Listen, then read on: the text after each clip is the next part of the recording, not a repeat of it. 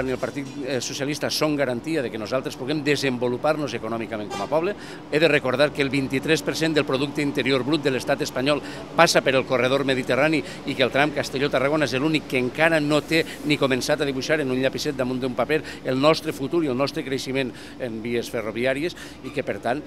o som nosaltres o no ho farà ningú. És que on anem, al Parlament Europeu on hem d'estar, se decidís també si quan es case la meva cosina podrà tirar una traca en la porta de l'església o no. Vull dir, afecta a la vida quotidiana dels ciutadans i les ciutadanes totes aquestes coses, totes aquestes directives. Prop del 70% del pes legislatiu de l'estat espanyol i dels estats membres tenen directives que afecten directament, que són d'obligatòria adaptació al sistema jurídic propi i, per tant, allí se prenen una sèrie de decisions que van, insistir, de les coses tan menudes com si podem o no